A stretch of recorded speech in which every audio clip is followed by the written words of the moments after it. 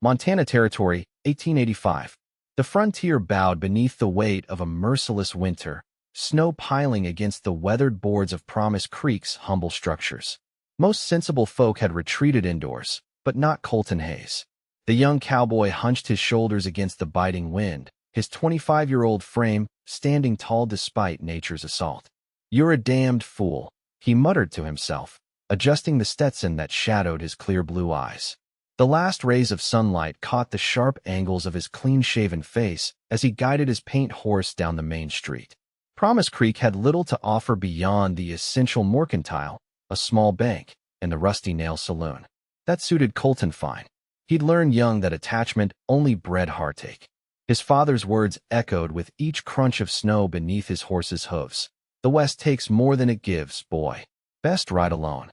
8 years since pneumonia had claimed the old man, and still Colton lived by those words, drifting between ranches, taking work where he could find it. The Rocking M had given him winter employment, but even there, he kept to himself. No sense in getting close to folks you'll leave behind come spring, he reminded himself, though the hollow feeling in his chest sometimes argued otherwise. He'd seen too many good men die, from bullets, illness, or the land itself, to believe the frontier offered anything but temporary refuge. As he approached the mercantile, a woman's scream pierced the quiet evening. Colton's hand instinctively moved to the revolver at his hip. The sound came again, from behind the store. Without hesitation, he dismounted, tethered his horse, and moved swiftly around the building. In the narrow alley, two rough-looking men had cornered a young woman. One held her arm in a brutal grip while the other rifled through her basket. "Ain't nothing here worth taking," the taller man growled, appending the basket and scattering its meager contents across the snow. "Please," the woman begged, her voice trembling. "Those supplies are all I have for the week." "Then maybe you got something else to trade," the second man suggested with a leer, reaching for her face. "I believe the lady would prefer you step back," Colton called, his voice carrying the quiet authority of a man comfortable with his gun. Both men turned, sizing him up. The woman's eyes, wide with fear, fixed on him, brilliant green against pale skin framed by honey blonde hair that had come loose from its pins. "This ain't your business, cowboy," the taller man warned. Colton stepped forward, his stance relaxed but prepared. "I'm making it my business." What happened next occurred so quickly that later, the woman would struggle to recall the sequence. The taller man reached for his weapon, but Colton drew faster, the revolver steady in his hand. No shots were fired, they weren't needed. The mere evidence of Colton's skill was enough to make the men reconsider. "We was just funning," the shorter man muttered, backing away. "No harm meant." "Gather the lady's things," Colton ordered, his gun unwavering. "Then ride out of Promise Creek. Don't stop until you hit the next territory." Red-faced with humiliation, the men complied, hastily collecting the scattered supplies before slinking away with murderous glances that promised this wasn't finished. Only when they disappeared around the corner did Colton holster his weapon and approach the woman. Up close, she looked younger than he'd first thought, perhaps 20 or 21. Her woolen coat, though well-made, showed signs of careful mending. Despite her evident fear, she held herself with dignity. "Are you hurt, miss?" he asked, maintaining a respectful distance. "No," she replied, though her voice shook slightly. "Thank you for your intervention, sir. I'm not accustomed to such treatment." Colton nodded, kneeling to retrieve a tin of coffee the men had missed. "New to Promise Creek?" "Yes." She accepted the tin, their fingers briefly touching. "My name is Diana Thorne. I arrived last month to take the teaching position at the schoolhouse." "Colton Hayes," he replied, tipping his hat. "I work at the Rocking M for the season." Diana attempted a smile that didn't quite reach her eyes. "Well, Mr. Hayes, I'm indebted to you. Please let me repay your kindness somehow." "No need for that, Miss Thorne." Colton retrieved her basket, placing the remaining items inside. "Just doing what any decent man would." "Perhaps, but decent men seem in short supply these days."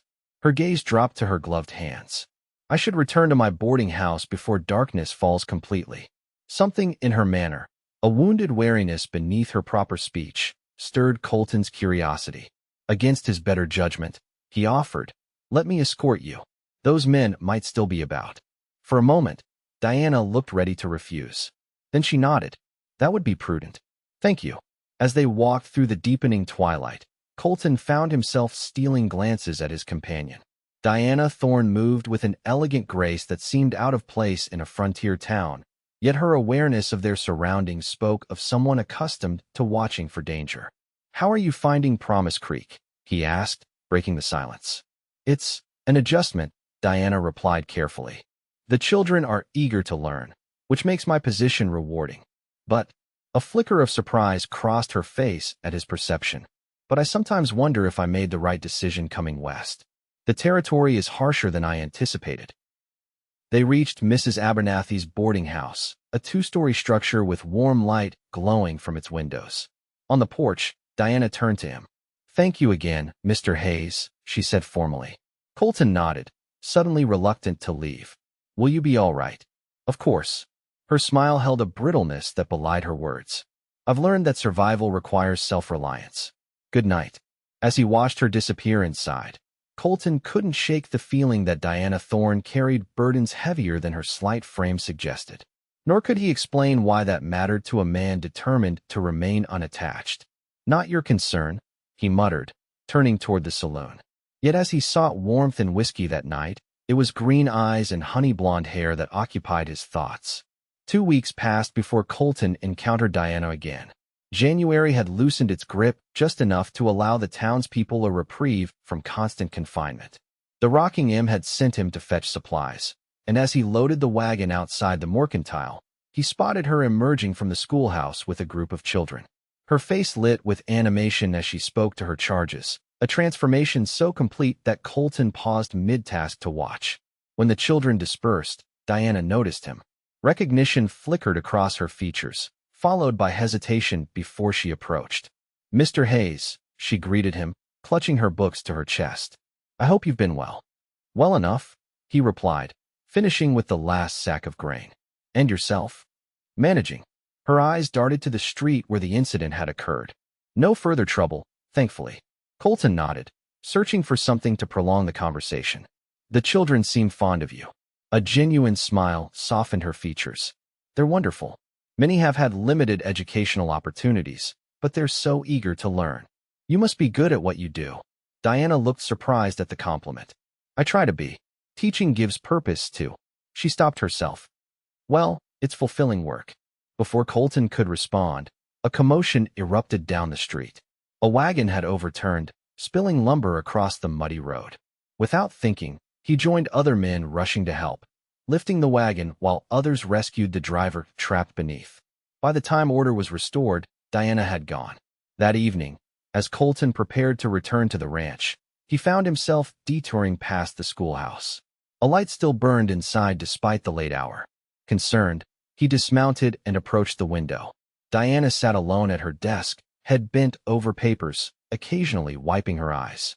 The sight of her obvious distress stirred something protective in Colton. He hesitated, then knocked gently on the door. When she opened it, Diana's eyes were rimmed with red, though she quickly composed herself.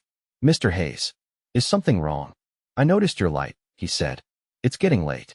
"Yes, I lost track of time." She glanced back at her desk. "Lesson planning." Colton recognized evasion when he heard it. "Is everything all right, Miss Thorne?" Diana's carefully maintained facade cracked slightly. "Just a difficult letter from back east. Nothing of consequence." "Bad news." She hesitated, then admitted. "A reminder of why I came west. Some pasts are best left behind." The resignation in her voice struck a chord in Colton. How many times had he ridden away from places, people, possibilities, always convinced that attachment meant vulnerability? "Would you allow me to walk you home?" he offered. "These streets can be treacherous after dark."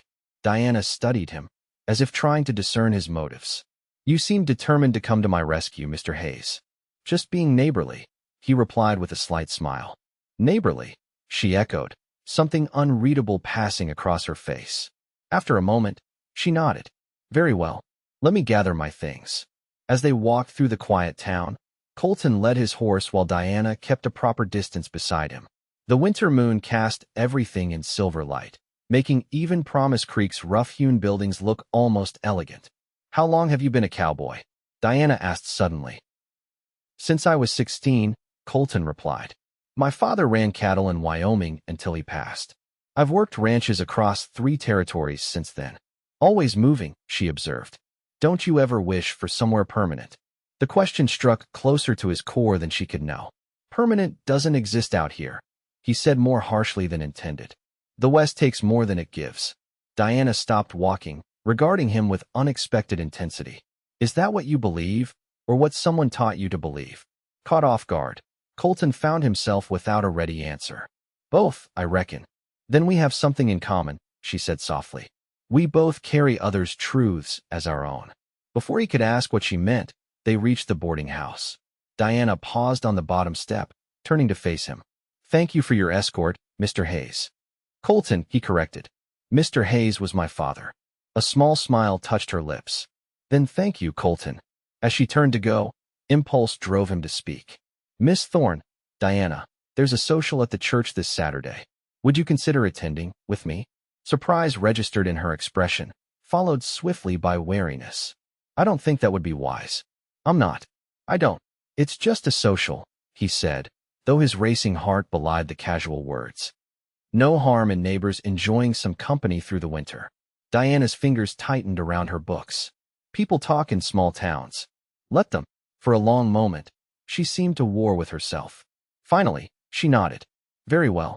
But as friends only, Mr. Hayes, Colton. I have no interest in complications. No complications, he agreed, ignoring the inexplicable disappointment her stipulation caused. I'll call for you at 7. As he rode back to the Rockingham that night, Colton wondered what madness had possessed him. He'd spent years perfecting the art of detachment, yet something about Diana Thorne's guarded eyes and careful demeanor had breached his defenses. Perhaps it was recognition, the reflection of his own practiced isolation in someone else. Foolishness, he muttered to his horse. Nothing but foolishness. Yet as the ranch came into view, Colton found himself looking forward to Saturday with an anticipation he hadn't felt in years. The church social buzzed with conversation and laughter, a welcome respite from winter's isolation. Colton, wearing his best shirt and freshly polished boots, felt conspicuous as he escorted Diana inside. She had dressed simply but elegantly in a blue dress that brought out the green of her eyes, her blonde hair arranged in a style more elaborate than her usual schoolteacher's knot. Half the town is staring, Diana murmured as they accepted cups of punch. Only because you're the prettiest woman here, Colton replied without thinking. A flush colored her cheeks. Please don't say such things. Why not? It's the truth. Truth can be dangerous, she said cryptically, then forced a smile as the minister's wife approached. The evening progressed pleasantly enough. Diana proved to be well-read and articulate, discussing books and ideas that made Colton increasingly aware of the gaps in his own education. Yet she never made him feel inferior, listening to his stories of ranch life and cattle drives with genuine interest. As the fiddle player struck up a lively tune, Colton extended his hand. Would you care to dance? Diana hesitated. I haven't danced in a very long time. Neither have I, he admitted. We can be awkward together. Something in his self-deprecating humor seemed to reach her. With a small nod, Diana placed her hand in his, allowing him to lead her onto the makeshift dance floor. Their steps were tentative at first, but soon they found their rhythm. Diana moved with natural grace, and Colton, while no expert, knew enough to guide her through the simple patterns. As the music continued, her reserve gradually melted.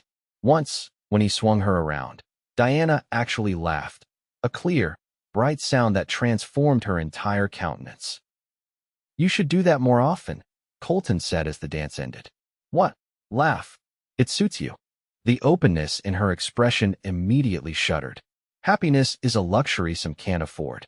Before he could respond, a commotion at the door drew everyone's attention. The 2 men from the alleyway incident stood there, clearly intoxicated and belligerent. Their gazes swept the room until they located Diana, and by extension, Colton. Well, looky here, the taller one slurred. The schoolmarm and her pet Cowboy. Colton stepped slightly in front of Diana, feeling her stiffen beside him.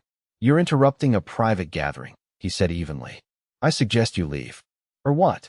The man's hand hovered near his holster. You gonna draw on me in church, Cowboy? In front of all these fine, God-fearing folk? The room had gone silent, the festive atmosphere evaporating as tension mounted. Diana's fingers gripped Colton's arm with surprising strength. "This isn't worth bloodshed," she whispered urgently. "Please, Colton." The sheriff finally intervened, his hand resting meaningfully on his own weapon. "That's enough, Barton. You and Jenkins clear out before I run you in for disturbing the peace." For a tense moment, it seemed the men might challenge the sheriff's authority. Then the shorter one, Jenkins, tugged at his companion's sleeve. "Come on, it ain't worth jail. We'll settle accounts another time." With a final venomous glare at Colton and Diana, they departed, leaving a wake of whispers and speculation. The social attempted to resume its former gaiety, but the damage was done. Diana withdrew into herself, speaking only when directly addressed. Her earlier animation completely vanished. "I should take you home," Colton said after observing her discomfort for half an hour. Diana nodded gratefully. "Yes, please." Outside, the night had turned bitter cold.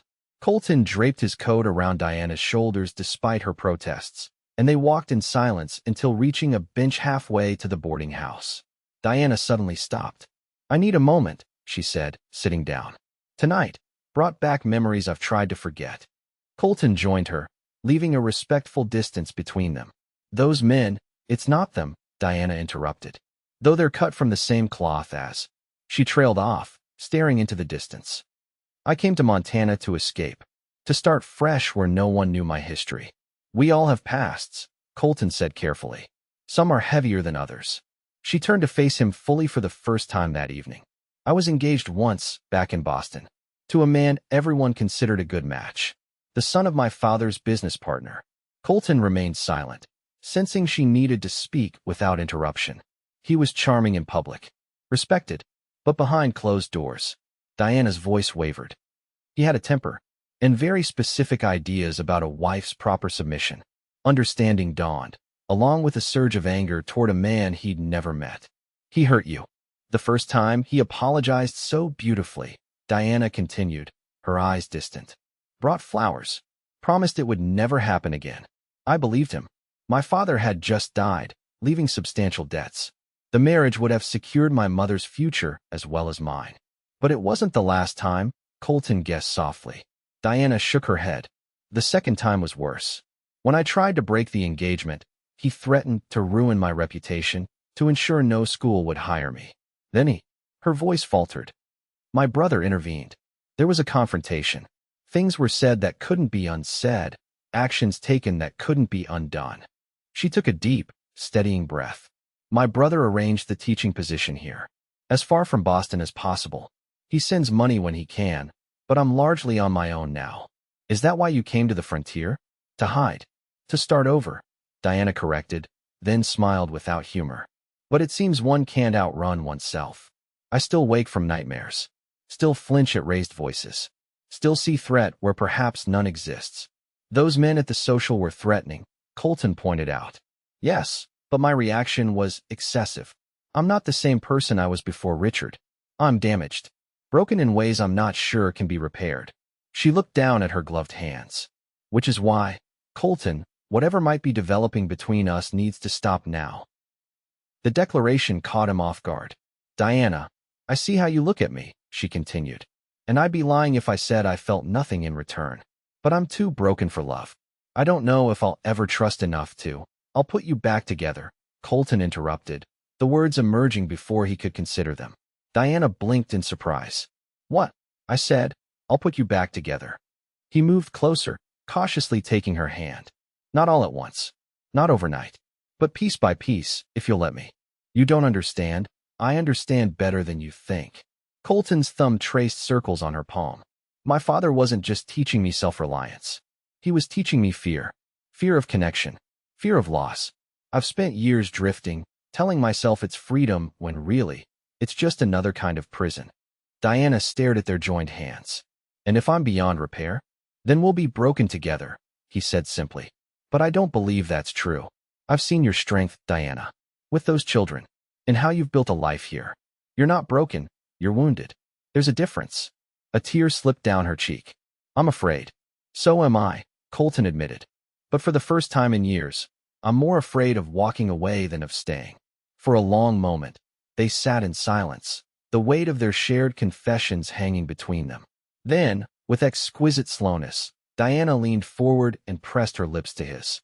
A kiss so gentle it was barely more than a whisper. "I can't promise anything," she said as she pulled away. "I don't know if I'm capable." Colton cupped her cheek, his touch reverent. "I'm not asking for promises. Just permission to keep walking alongside you, whatever comes." Diana nodded, a fragile hope lighting her eyes. I would like that very much." As they continued toward the boarding house, something had fundamentally shifted between them. The path ahead remained uncertain, fraught with the ghosts of their respective pasts. But for the first time in years, neither walked entirely alone. Spring came to Promise Creek in fits and starts, snow melting to reveal muddy streets and tentative green growth. As the land awakened, so too did the connection between Colton and Diana, developing through small, careful steps. Sunday walks after church, shared meals at the town's modest restaurant, quiet conversations on the boarding house porch that gradually extended deeper into the evening. Colton had secured permission from the Rockingham's foreman to stay on beyond the winter season, taking on additional responsibilities that kept him close to town.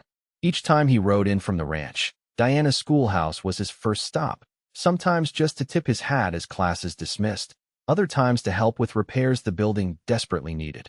The townspeople watched with interest as the handsome, young cowboy courted their schoolteacher with patient determination. Some gossiped about Diana's obvious caution, but most approved of the match, especially after Colton organized a group of ranch hands to rebuild the schoolhouse roof on a Sunday afternoon. For Diana, the gradual thaw of her heart came with moments of panic and retreat. Certain gestures, a hand raised too quickly, a man's voice raised in anger nearby, would trigger memories that sent her spiraling into fear. Yet each time she withdrew, Colton remained steadfast, neither pushing nor retreating. One April afternoon, as they walked along Promise Creek itself, for which the town was named, Diana suddenly stopped beneath a flowering tree. "I received a letter from Boston yesterday," she said without preamble. "From my brother."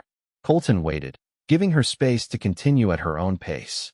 "Richard, my former fiancé, has remarried, the daughter of a prominent judge." Diana's voice remained carefully neutral. "My brother thought I should know." "How do you feel about it?" Colton asked. Diana considered the question. Relieved, primarily. His attention is firmly directed elsewhere now. She hesitated, but also angry, that he can simply continue his life, respected and admired, while you had to rebuild yours from scratch, Colton finished when she trailed off. "Yes." Diana plucked a blossom from the tree, examining its delicate petals. "Though perhaps that's been a blessing in disguise. I'm not certain I would have found the courage to create this life otherwise." Colton stepped closer, emboldened by her openness. "Are you happy with the life you're building here?" Diana met his gaze directly, something she'd struggled to do in their early acquaintance. Increasingly so. The simple admission warmed him more than flowery declarations might have. "I'm glad." They continued walking, coming to rest on a fallen log overlooking the creek. Spring runoff had swelled the water, creating a pleasant rushing sound as it tumbled over rocks. "Colton," Diana began hesitantly, "there's something I need to tell you." The seriousness of her tone made him tense. "What is it?" "My brother's letter contained other news. He secured a position for me at a prestigious girls' school in San Francisco. The salary is twice what I earn here, with proper accommodations included." Colton felt as if the ground had shifted beneath him. "I see. He believes it would be a new start," Diana continued, watching the water rather than meeting his eyes. "Further from Boston, yet more civilized than Montana territory." "And what do you believe?" Colton asked, working to keep his voice even. Diana was silent for so long that he thought she might not answer. Finally, she turned to face him. "I believe that running once was necessary. Running twice would be cowardice." Her hand sought his. "I've built something here, Colton. Not just a teaching position, but connections. Purpose." She swallowed. "And whatever this is between us, I'm not ready to abandon it." Relief flooded through him. "So you're staying?" "I'm staying," she confirmed with a small smile. "I wrote to decline the offer yesterday." Impulsively, Colton lifted her hand to his lips. "I would have understood if you'd chosen to go. But I can't pretend I'm not selfishly glad you're staying." It wasn't an entirely selfless decision, Diana admitted. The thought of leaving you behind. It hurt more than I expected. The admission, simple as it was, represented a significant step for her. Colton's heart swelled with hope, but before he could respond, shouts from upriver caught their attention. A child's panicked cries carried over the water's rush. Without hesitation, they both rose, hurrying toward the sound. Around the bend, they found 10-year-old Billy Wallace stranded midstream on a fallen tree, the rising water threatening to sweep away his precarious perch at any moment.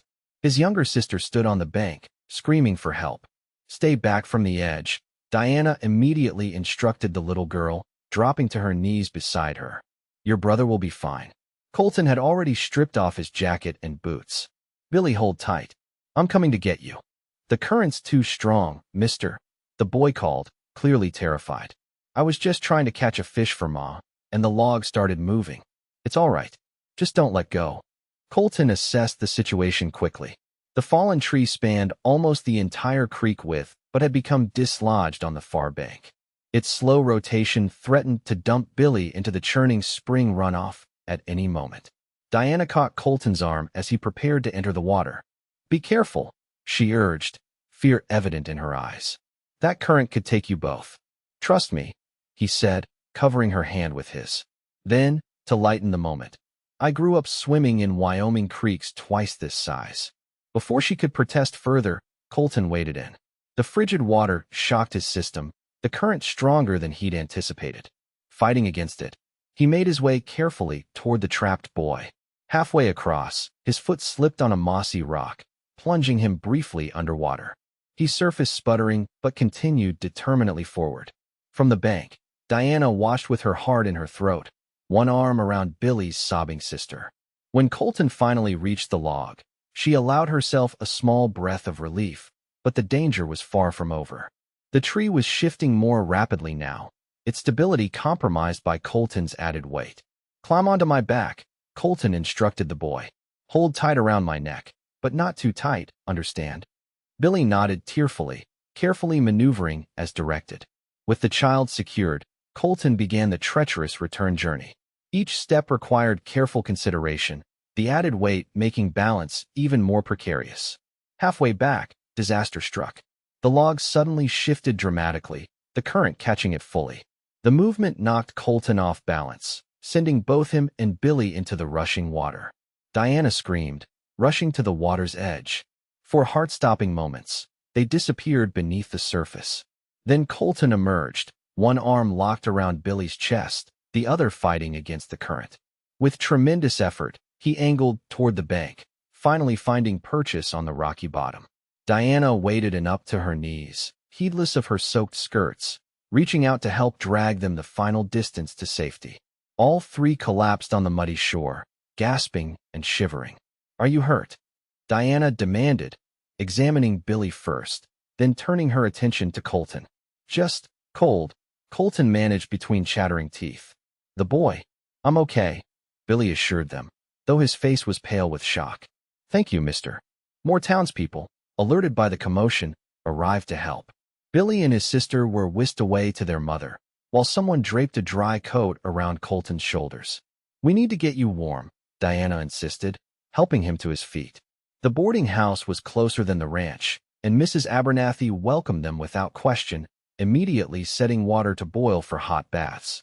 Later, dressed in borrowed clothes and wrapped in blankets before the parlor fire, Colton found himself the recipient of Diana's intense scrutiny.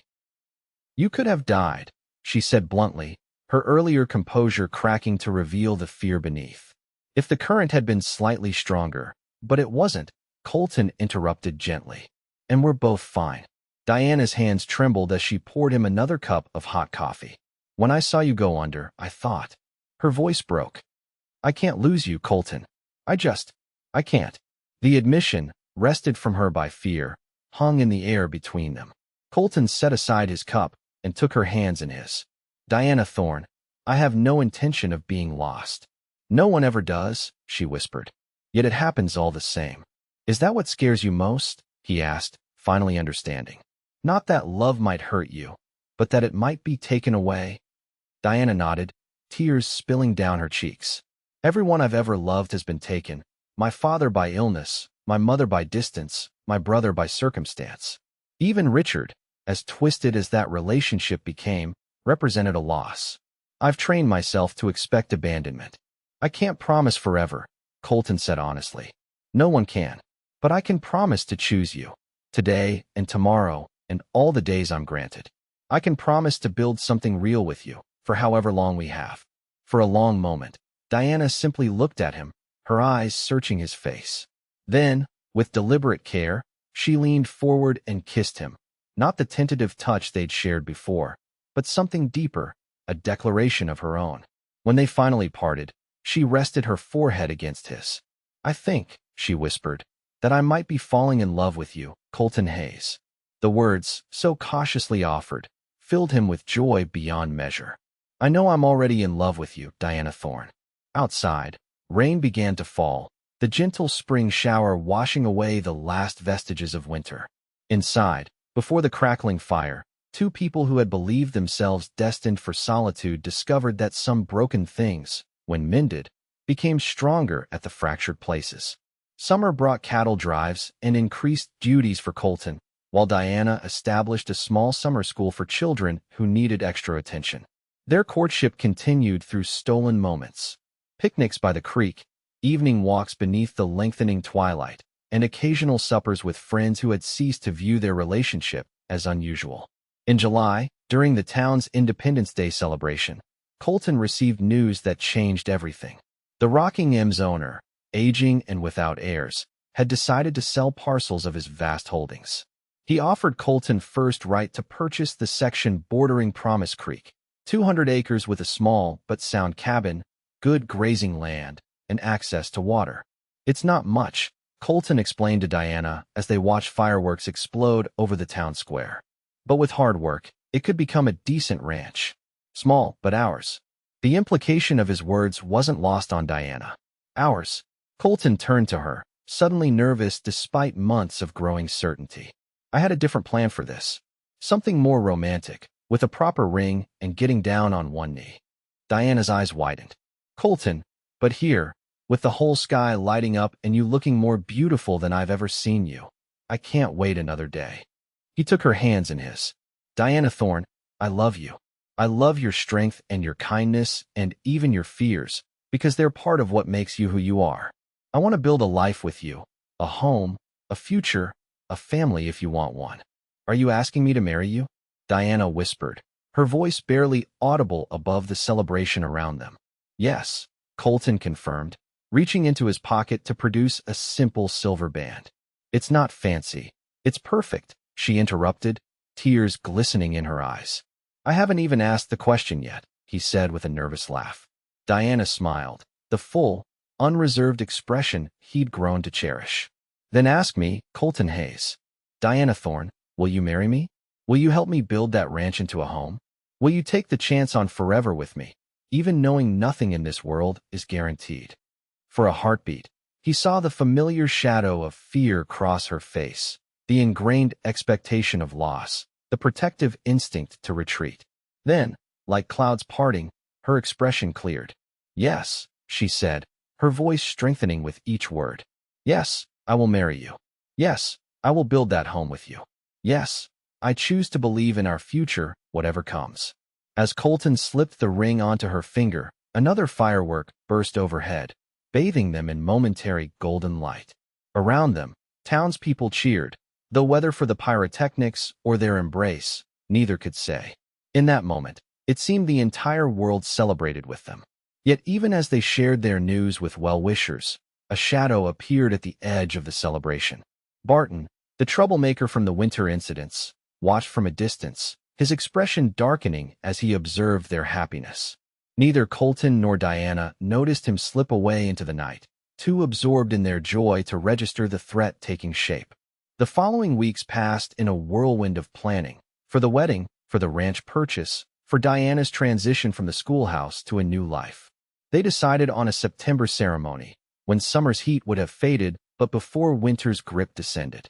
The town embraced their engagement with enthusiasm, the women helping Diana plan while the men offered Colton advice on ranching independently.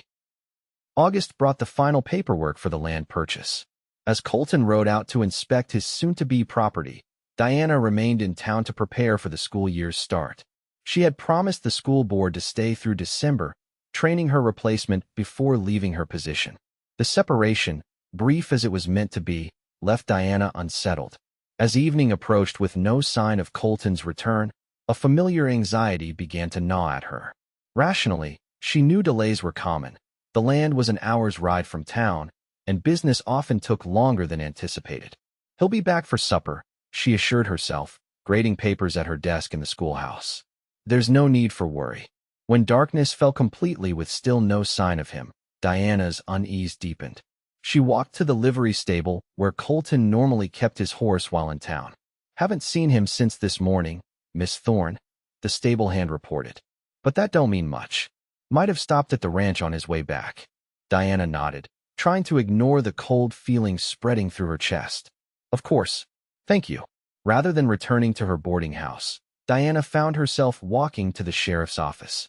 Sheriff Morgan looked up from his desk in surprise. Evening, Miss Thorne. Something I can help you with. Probably nothing, Diana prefaced, embarrassed by her own anxiety. But Colton rode out to the creek property this morning and hasn't returned. It's not like him to be so late without sending word. The sheriff considered this. Hayes is a capable man. Probably just got held up with paperwork at the bank or decided to stay out at the cabin to get an early start tomorrow. The bank closed at 3, Diana pointed out. And he wouldn't stay at the cabin without telling me. We had plans for supper. Morgan's expression softened at her obvious concern. Tell you what, if he's not back by morning, I'll ride out myself to check on him. But I expect he'll turn up before then with a reasonable explanation. Reluctantly, Diana agreed to wait until morning. She returned to her boarding house, but sleep proved elusive. Every creak of the building, every distant hoof-beat sent her rushing to the window, only to be disappointed. Dawn found her exhausted but determined. When the sheriff arrived at her door, his grim expression confirmed her worst fears. What is it? She demanded, clutching the doorframe for support. What's happened? I was about to ride out as promised, Morgan explained, when one of the Rockingham hands came into town. Hayes' horse returned to the ranch last night, riderless. They've already sent out search parties. Diana's legs nearly buckled. I'm coming with you. Miss Thorne, it might be best if I'm coming, she repeated, her tone brooking no argument. Give me 5 minutes to change. True to her word, Diana emerged shortly in a split riding skirt she rarely wore, her hair simply braided. Mrs. Abernathy had already saddled a horse for her, understanding without being told the urgency of the situation. The ride to the creek property seemed interminable. Diana's mind raced with possibilities, each more terrible than the last. Thrown from his horse, injured in a ravine, set upon by thieves.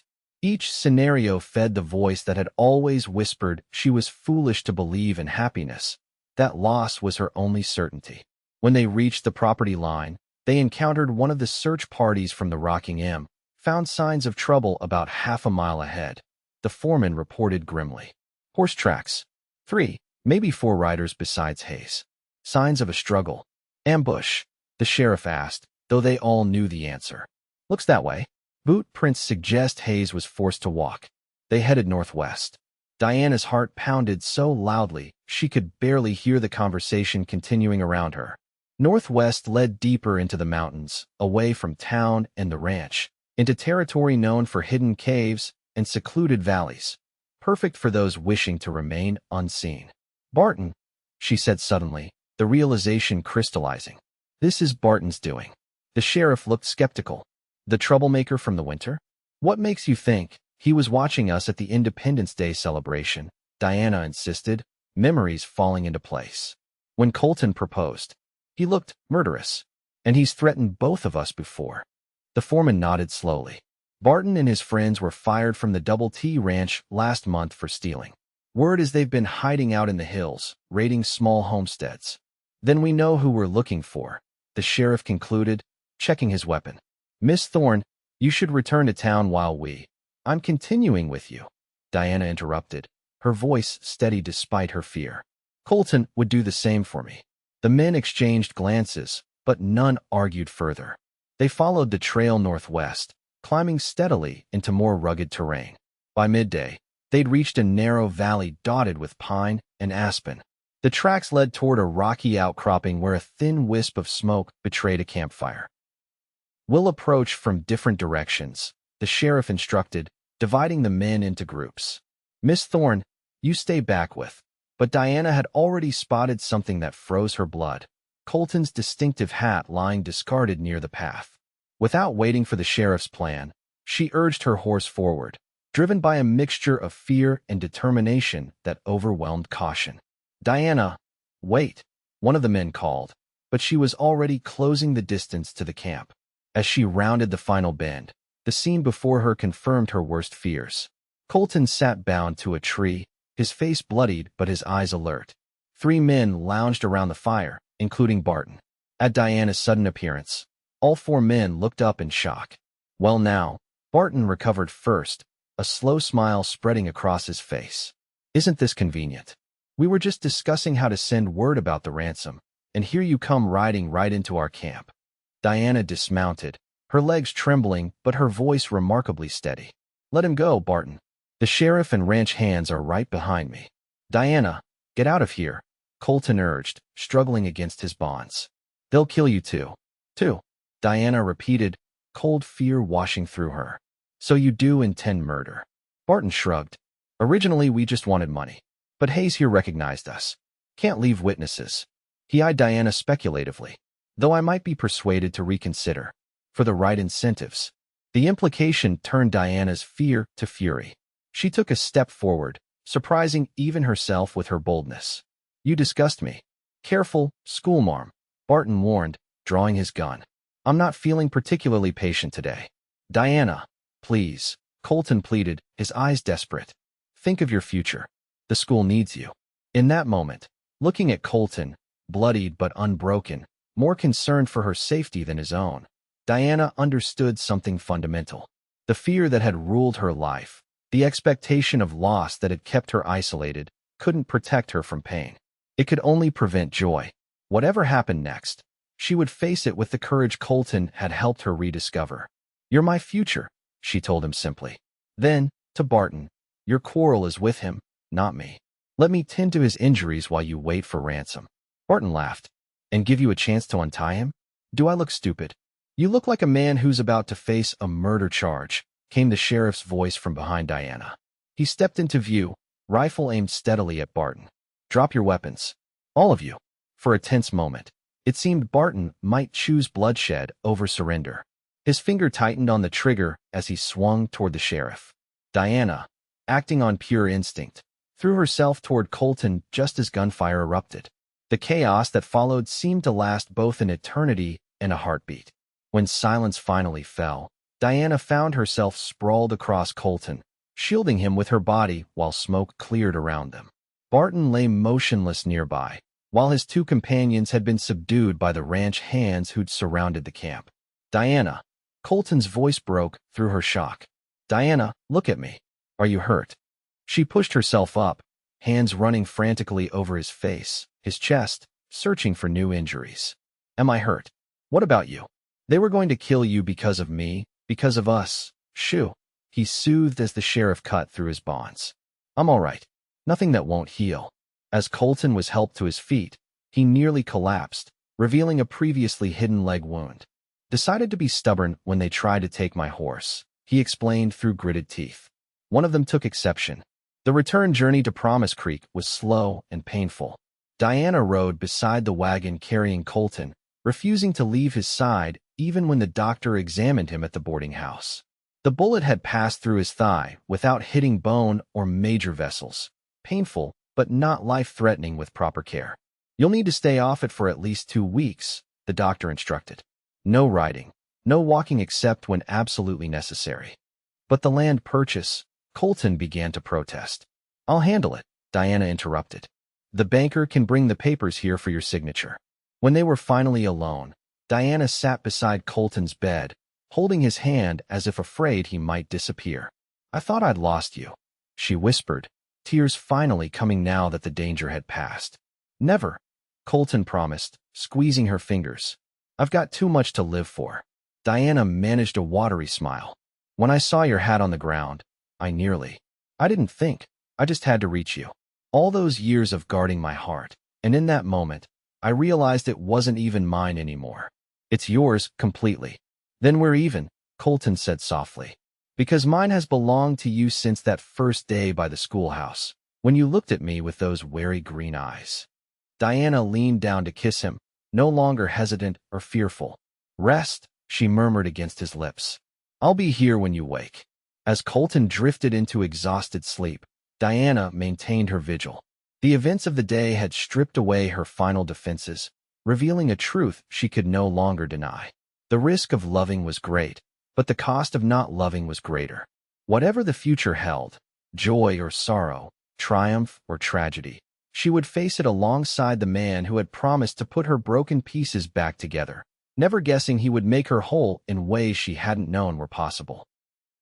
September brought golden light to Promise Creek, painting the landscape in warm hues as summer surrendered to autumn. The town church, normally modest in its appointments, had been transformed with wildflowers and ribbons for the occasion that had drawn nearly every resident. In the small room serving as the bride's preparation area, Diana stood before a mirror, hardly recognizing the woman reflected there. Her honey-blonde hair was arranged in an elegant style crowned with tiny white flowers. The wedding dress, ordered from Denver, was simpler than Boston fashion demanded but more elegant than frontier practicality required, a compromise that seemed fitting for her new life. "You look beautiful," said Mrs. Abernathy, adjusting the veil. "Like something from a storybook." Diana smiled, touching the silver locket at her throat, her mother's, sent specially for the occasion, along with regrets that ill health prevented her attendance. "I feel strangely calm." "That's because it's right," the older woman replied with the confidence of experience. "When I married Mr. Abernathy 40 years ago, I had the same feeling, like coming home after a long journey." A knock at the door heralded the arrival of Thomas Weber, the school board chairman who had offered to walk Diana down the aisle in the absence of family. "It's time, Miss Thorne. Or I should say, the future Mrs. Hayes." Diana took a steadying breath and accepted his arm.